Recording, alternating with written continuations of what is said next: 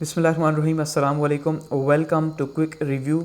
और quick review के अंदर आज जो हमारा टॉपिक है जी, जिसका हम क्विकली जो है वो रिव्यू लेंगे, वो है जी general Pervez Musharraf era 1999 to 2008। यानी आज हम बात करने लगे हैं मुशर्रफ साहब के दौर की, और हम ये देखेंगे कि जनरल मुशर्रफ साहब का जो दौर है वो पाकिस्तान के लिए कैसा रहा और उसमें क्या क्या इंपॉर्टेंट इवेंट्स हुए। तो चलिए स्टार्ट करते हैं। इसके अंदर हम इन पॉइंट्स को जो है वो डिस्कस करते चले जाएंगे और देखेंगे कि कब कब क्या क्या पाकिस्तान के अंदर होता रहा मुशर्रफ साहब के दौर के अंदर। सबसे पहले अगर हम बात करें बैकग्राउंड की कि भाई बैकग्राउंड जो है वो क्या रहा, यानी जो पस मंज़र था वो क्या रहा मुशर्रफ साहब का, उनकी हुकूमत बनी कैसे। तो लास्ट वीडियो में हमने डिस्कस किया था जब हमने नवाज़ शरीफ साहब जो है उनका सेकंड पीरियड डिस्कस किया था, और हमने देखा था कि उनका जो सेकंड पीरियड है वो 1997 टू 1999 रहा। और फिर हमने देखा कि नवाज़ शरीफ साहब का इख्तिताम कैसे हुआ कि जब जनरल मुशर्रफ साहब जो हैं उन्होंने क्या किया जी, मार्शल लॉ लगा दिया। जब उन्होंने मार्शल लॉ लगाया तो उसके बाद जो है नवाज़ शरीफ साहब को जेल भेज दिया गया ट्रायल के लिए। तो यानी बैकग्राउंड में हम क्या देखते हैं कि जो नवाज़ शरीफ साहब थे उनको जेल भेज दिया गया, उनके ऊपर केसेस बनाए गए, जिनमें एक केस ये था कि भाई हाई जैकिंग का केस था कि उन्होंने जो तैयारा था मुशर्रफ साहब का जो श्रीलंका से वापस आ रहा था उसको कराची एयरपोर्ट पे उतरने नहीं दिया उसे। तो इस तरह से उनके ऊपर एक केस बनाया गया, अगवा का, किडनैपिंग का केस बनाया गया। तो ये जितने भी केस बने ऊपर नीचे बना के तो नवाज़ शरीफ साहब की गवर्नमेंट को ख़त्म करके और इन्हें जेल भेज दिया गया। और वजह क्या बनी इस सारे के सारे की, इसकी सारी वजह बनी कारगिल वॉर। क्योंकि जब नवाज़ शरीफ साहब का सेकंड दौर था, आपने अगर वो वीडियो नहीं देखी तो आप यहाँ पे आई बटन पे क्लिक करके वो देख सकते हैं। तो उसमें देखा नवाज शरीफ साहब का जो सेकंड दौर था उसमें वो काफ़ी ज़्यादा पावरफुल रहे।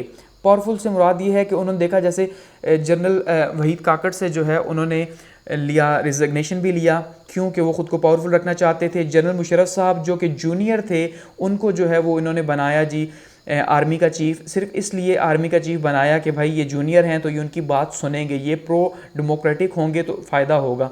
लेकिन ऐसा नहीं हो सका, और कारगिल की जो वॉर थी जिसके ऊपर पाकिस्तान को काफ़ी ज़्यादा बदनामी का सामना भी करना पड़ा, और जिस पे आज भी जो है वो आर्मी एक साइड पे है और नवाज़ शरीफ साहब जो है दूसरी साइड पे हैं। यानी कि आर्मी ये मानती है, ये मुशर्रफ साहब की बात करें, आर्मी की बात नहीं करते। मुशर्रफ साहब ये कहते हैं कि भाई अगर उस टाइम पे नवाज़ शरीफ साहब जो हैं अगर वो हमारी बात मान लेते या उस टाइम पे घुटने ना टेकते तो इस टाइम पे जो कश्मीर है वो हमारा होता, या ख़ास करके जो कारगिल का जो महाज है वो हमारा होता, उसे हम फतह कर लेते। वहीं पे नवाज़ शरीफ साहब ये कहते हैं कि भाई मैं वहाँ पे उस टाइम पे इकनॉमिक कंडीशंस जो हैं वो इतनी ज़्यादा बुरी थी कि उस टाइम पे अगर पाकिस्तान को ना संभालता तो बहुत ज़्यादा मुश्किल हो जाती। तो दोनों ही अपनी अपनी जगह ठीक थे। लेकिन इस कंडीशन के बाद क्या हुआ जी कि 12 अक्टूबर 1999 को जो है वो मुशर्रफ साहब की हुकूमत आ गई, और मुशर्रफ साहब एज ए चीफ़ एग्जेक्टिव जो है वो मुल्क के सरबराह बन बैठे। नवाज शरीफ साहब तो थे नहीं, लेकिन सदर मौजूद थे रफ़ी तारड़ साहब, और रफ़ी तारड़ साहब जो है वो एक डमी सदर के तौर पे मौजूद रहे तकरीबन अगले 1 साल तक। बात करते हैं मुशर्रफ साहब के चैलेंजेस की कि भाई जो जनरल मुशर्रफ साहब थे इनको चैलेंजेस क्या थे। अब देखिए सबसे इम्पॉर्टेंट चीज़ क्या है कि जैसे हमने लास्ट टाइम भी डिस्कस किया था कि पिछले 10 साल हमारे रहे, यानी कि तकरीबन कोई 1990 टू 2000 की हम बात कर रहे हैं। तो ये सारे के सारे 10 साल में सबसे बड़ा जो चैलेंज रहा वो हमें इकॉनमी के लिहाज से रहा, कि जो इकनॉमिक चैलेंज था वो अपनी जगह मौजूद था। IMF के प्रोग्राम्स जो हैं वो चल रहे थे और हम उनसे जो है वो कर्ज ले रहे थे इसी तरह से। तो इकॉनमी हमारी किसी तरह से सेटल हो नहीं रही थी, और होती भी कैसे कि हमने देखा कि जो हमारे मुल्क में जो पॉलिटिकल कंडीशन थी वो कितनी ज़्यादा बुरी थी। क्यों पॉलिटिकल कंडीशन बुरी थी कि 3-3 साल जो है वो पार्टीज़ लगाती हुई चली जाती। 3 साल पीपल्स पार्टी लगा रही है और फिर उसके बाद जाना पड़ रहा है उसको करप्शन की वजह से, फिर नवाज शरीफ साहब 3 साल लगा रहे हैं। तो 2-2 बारियाँ ये ले चुके थे इन 10 सालों के अंदर, मुल्क की जो है वो तबाही निकल चुकी थी। तो अभी उस लिहाज से एक चैलेंज मौजूद था, और ख़ास करके एक और चैलेंज भी था कि 1998 के अंदर क्या हुआ, 28 मई को जब एटमी धमाके किए नवाज शरीफ साहब ने, तो उसके नीचे के तौर पे क्या हुआ जी, हमारे मुल्क के ऊपर पाबंदियां लग गई। जो पहले से ही जो है इकनॉमिकली इतनी डिफ़िकल्ट कंडीशन के अंदर था, तो मज़ीद जो उसके ऊपर सैंक्शंस लगी तो उसके लिए बहुत ज़्यादा मुश्किल था। ऐसे में वॉर हो गई, तो जो कारगिल वॉर थी, कारगिल वॉर ने मज़ीद मुश्किल में डाल दिया पाकिस्तान को, पाकिस्तान की इकॉनमी को मुश्किल में डाला, ठीक है, और पाकिस्तान की जो लीडरशिप थी उसको मुश्किल में डाला कारगिल वॉर ने। एटमी धमाकों ने पहले नंबर पे रोल प्ले किया इकॉनमी को मज़ीद नीचे ले जाने में, और कारगिल वॉर ने दूसरे नंबर पे। और इंटरनेशनली भी हमारे ऊपर बहुत ज़्यादा उस टाइम पे जो है वो प्रेशर भी था कि भाई आपने जो है वॉर स्टार्ट कर दी है। तो ऐसे में जब मुशर्रफ साहब आए तो उनके लिए चैलेंज क्या था, एक तो पॉलिटिकल चैलेंज था। पॉलिटिकल चैलेंज क्यों था कि जो नवाज़ शरीफ साहब थे अब उनको कैसे डील किया जाए, क्योंकि मुशर्रफ साहब का जो इरादा था वो ये था कि उनको जो है वो फांसी दी जाए, और ये बिल्कुल तैयारी कर चुके थे कि भुट्टो साहब जैसा जो है वो अंजाम नवाज़ शरीफ साहब का होगा, क्योंकि उन्होंने फ़ौज से पंगा लिया या मुशर्रफ साहब के साथ उन्होंने पर्सनल जो भी हुआ। तो पॉलिटिकली बहुत ज़्यादा टफ कंडीशंस थी, और नून लीग वाले कुछ सारे तो नहीं, खैर कुछ जो सामने आए वो सामने आए। इसके अलावा पॉलिटिकली जो है हमने देखा गवर्नमेंट ही मौजूद नहीं थी चीफ़ एग्जीक्यूटिव के तौर पे जब सामने आए। कॉन्स्टिट्यूशनली जो है चैलेंज था, क्योंकि जब मार्शल लॉ लग गया तो मार्शल लॉ के नतीजे के तौर पे क्या हुआ कि कॉन्स्टिट्यूशन तो था नहीं, तो जब कॉन्स्टिट्यूशन ही नहीं था यानी कोई आइन ही नहीं था तो मुल्क कैसे चलता, तो ऐसे में ये भी एक चैलेंज था। तो उसके अलावा इकॉनमी जो है वो उसी तरह से नीचे थी, और इकॉनमी के चैलेंज अपनी जगह मौजूद थे, वो हर दौर में मौजूद रहे, और आज हम 2020 में जब हम बैठे हैं तो आज भी ये चैलेंजेस हैं। और साथ में हमने देखा कि तकरीबन कोई 1.5 साल या 2 साल के बाद 9/11 का इशू हुआ, जिसमें हमने देखा कि भाई अलकायदा जो है उसके ऊपर इल्ज़ाम लगा कि उसने क्या किया जी, आप सामने पिक्चर देख रहे हैं कि वर्ल्ड ट्रेड सेंटर के ऊपर और पेंटागन के ऊपर अमेरिका में अटैक किया, और नतीजे के तौर पे वहाँ पे 3000 जो हैं वो लोग जो है वो मारे गए। तो उसका इल्ज़ाम जो है उन्होंने कबूल किया, और नतीजे के तौर पे पाकिस्तान के ऊपर बहुत ज़्यादा प्रेशर आया। क्यों? क्योंकि पाकिस्तान जो है अफ़गानिस्तान के साथ था, और अलकायदा उस टाइम पे अफ़गानिस्तान के अंदर मौजूद था उसामा बिन लादेन की शक्ल में, तो इसलिए पाकिस्तान के ऊपर भी बहुत ज़्यादा प्रेशर था। तो ये कुछ चैलेंजेस उस टाइम पे जो है वो जैसे उनकी गवर्नमेंट स्टार्ट हुई तो 1 से 2 साल के अंदर उनका सामना करना पड़ा। अब अगर बात करें इन चैलेंजेस के ऊपर हुआ क्या, तो इन चैलेंजेस के ऊपर देखिए अब एक्शंस क्या लिए गए कि सबसे पहले पॉलिटिकली अगर हम बात करें तो पॉलिटिकल डेवलपमेंट क्या रही, कि पॉलिटिकल डेवलपमेंट ये रही कि सबसे पहले इन्होंने आते ही NBR का इदारा बनाया। ठीक है जी, ये रिकन्स्ट्रक्शन का एक इदारा था, और इसका जो पर्पस था वो क्या था जी कि भाई जो लोकल बॉडीज़ हैं यानी कि ये जो नाजिम और नायब नाजिम का सिस्टम है उसको बहाल किया मुशर्रफ साहब ने, और अनाउंस किया 2000 के अंदर, इन 2000 के अंदर कि भाई हम क्या करवाने जा रहे हैं, लोकल बॉडीज़ के इलेक्शंस करवाने जा रहे हैं। तो ये सुप्रीम कोर्ट के ऑर्डर पे इन्होंने कहा था भाई कि हम लोकल बॉडीज़ के इलेक्शंस करवाएंगे, तो उसके लिए उन्होंने NBR बनाया। तो पॉलिटिकल डेवलपमेंट में सबसे पहले लोकल बॉडीज़ के इलेक्शंस हुए 2000 के अंदर, ये दिसंबर 2000 में और स्टार्ट हुए, और तकरीबन कोई जुलाई जो है 2001 के अंदर कंप्लीट हुए। ये काफ़ी जो है वो 5 फेजेस के अंदर हुए, तो काफ़ी लंबे इलेक्शंस थे। सबसे पहले ये पॉलिटिकल डेवलपमेंट थी कि भाई मुल्क को जो है किसी तरह से अभी चलाया जाए।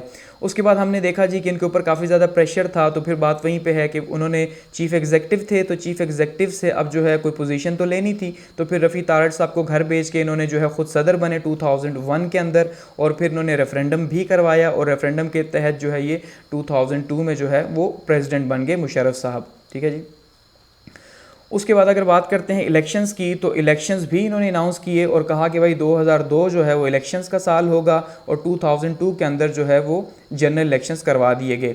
और जब इलेक्शंस करवाए गए तो इलेक्शंस में क्योंकि उस टाइम की जो पाकिस्तान मुस्लिम लीग नवाज़ थी वो तो टूट चुकी थी, और वो टूट के PMLQ बन चुकी थी। और PMLQ मतलब कायदे आज़म, ये जो काफ लीग जिसको कहा गया, तो ये काफ लीग बन चुकी थी चौधरी साहब की, या चौधरी बरादरान की जो है वो ये बनी।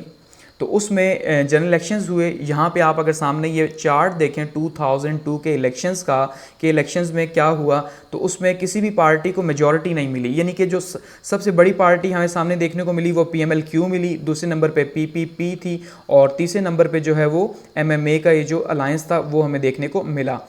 तो फिर जो गवर्नमेंट बनी वो PMLQ के पंजाब के अंदर, और साथ में जो है वो सेंटर के अंदर जो है इनकी गवर्नमेंट बन गई।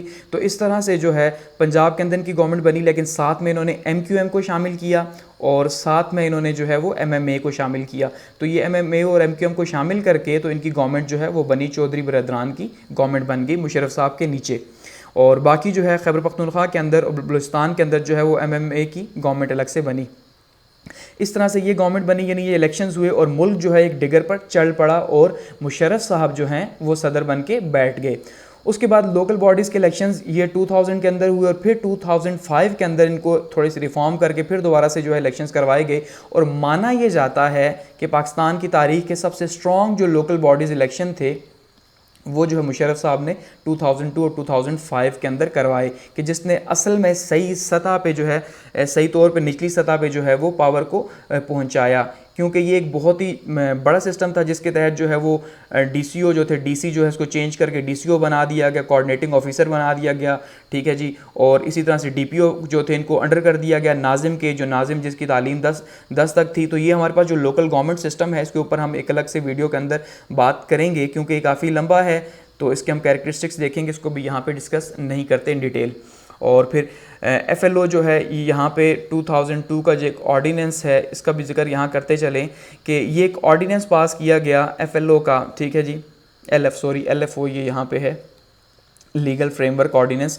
तो ये जो लीगल फ्रेमवर्क ऑर्डिनेंस था ये क्या था कि इसके तहत ये कहा गया कि भाई मुशर्रफ साहब जब से आए हैं 1999 से 2002 तक के जितने भी ये काम इन्होंने किए वो सारे के सारे एक तो आज से लीगल हो चुके हैं, और दूसरा मुशर्रफ साहब के किसी भी काम को कोर्ट के अंदर जो है वो चैलेंज नहीं किया जा सकता। और तीसरा सबसे इंपॉर्टेंट ये था क्योंकि ये इलेक्शन से पहले पास किया गया था कि भाई अब इसके तहत क्या होगा कि जो सदर है वो कौमी असम्बली के अंदर जो भी पार्टी ज़्यादा जो है वो सीट्स लेगी तो वो उसके बंदे को इनवाइट करके तो यहाँ पे प्राइम मिनिस्टर इनवाइट कर सकता है। इसी तरह से गवर्नर जो है जो सूबाई असम्बलियों के अंदर सब ज़्यादा सीट्स होंगी उनको जो है वो वहाँ पे वज़ीर आला बनाएगा। तो इसका पर्पज़ ये था।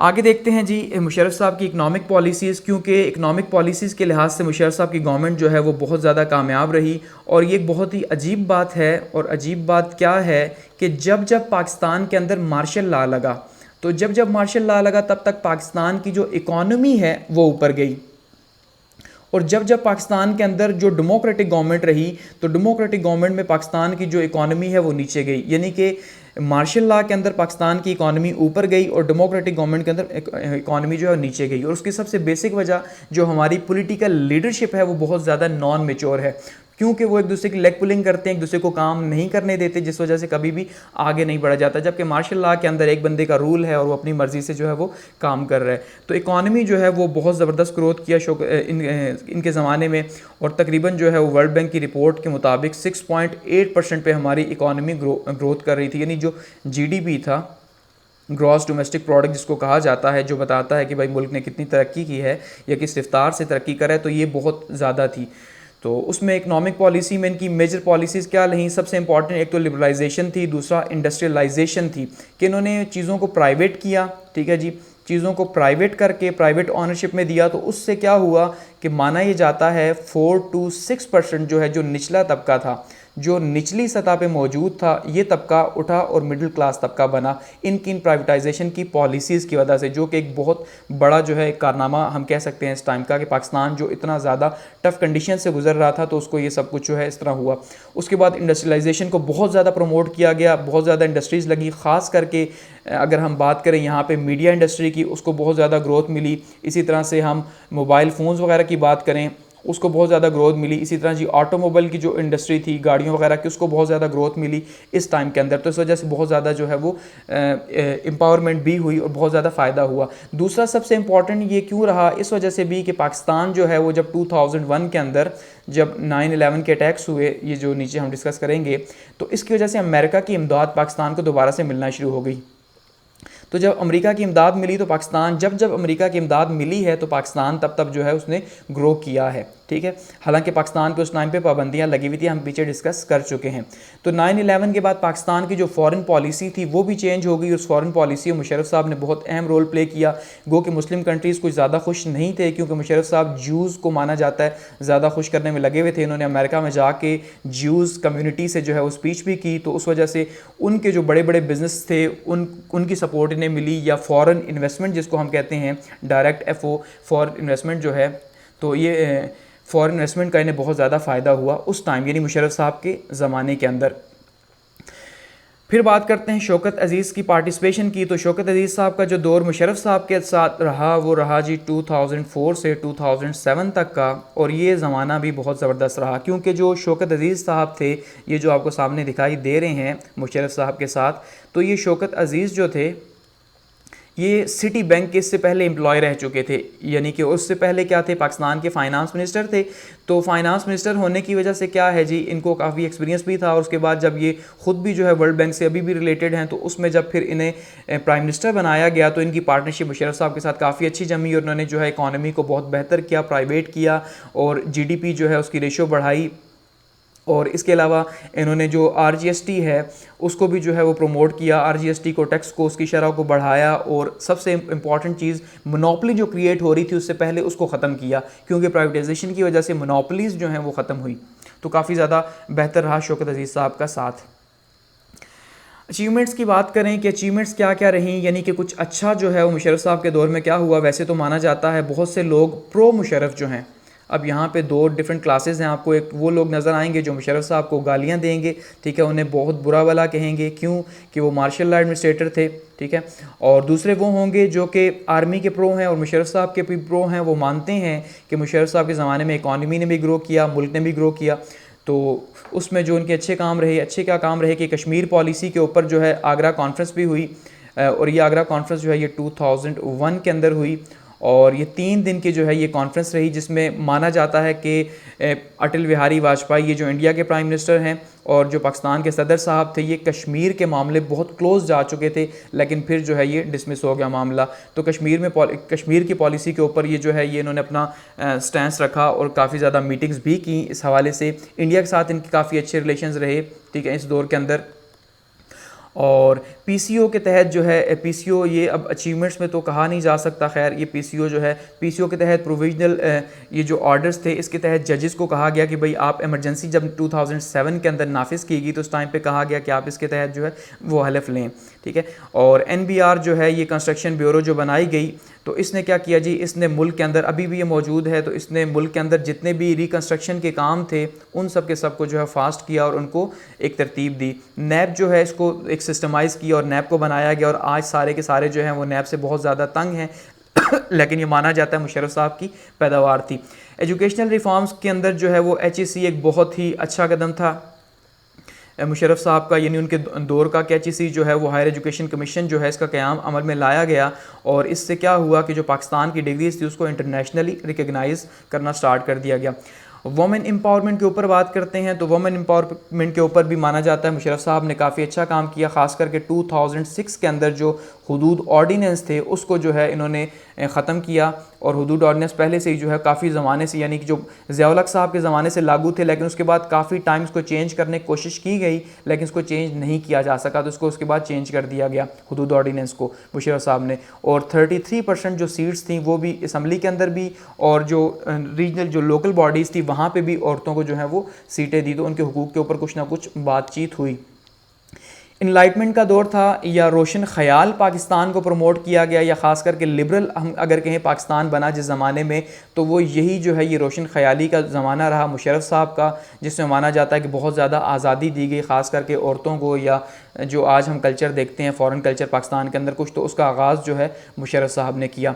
मॉडरेट पॉलिसीज़ में ये इनका शामिल था, क्योंकि पाकिस्तान को एक मॉडर्न दिखाना था। इवन मुशर्रफ साहब ने अनाउंस किया था कि भाई जो अगर जिसको इस्लाम स्टडी करना है तो पाकिस्तान आए और पाकिस्तान आके इस्लाम को यहाँ पे स्टडी करे, तो उस हवाले से वीज़े वगैरह भी जो है वो स्टार्ट में दिए गए। तो मॉडरेट पॉलिसीज़ थी कि भाई पाकिस्तान जो है ख़ास करके जो इस्लाम है वो इतना आर्थोडॉक्स नहीं, तो इस्लाम जो है वो एक पीस का मज़हब है, तो आप इसको यहाँ पे आके देख सकते हैं। तो इसके हवाले से उन्होंने काफ़ी काम किया।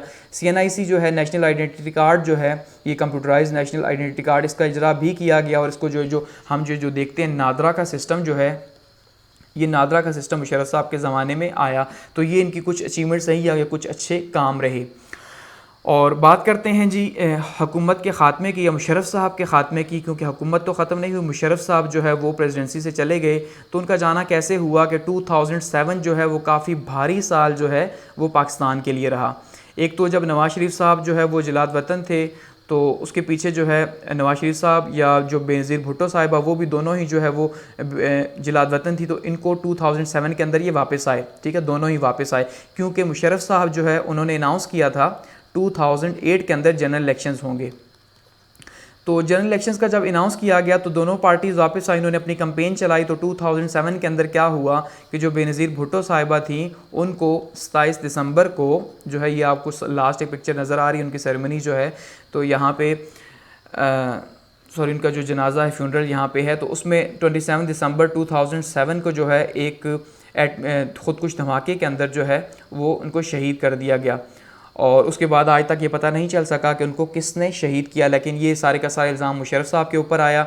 इसके अलावा 2007 के अंदर मुशर्रफ साहब ने एमरजेंसी नाफिज़ कर दी दोबारा से और जजेस को निकाल दिया। उसके अलावा इफ्तिखार चौधरी साहब को घर भेजा तो उनके लिए कंपेन चली और नवाज शरीफ साहब सामने आए हीरो बन के और उन्होंने जो है उन्हें बहाल करवाया, उसमें भी हमने देखा।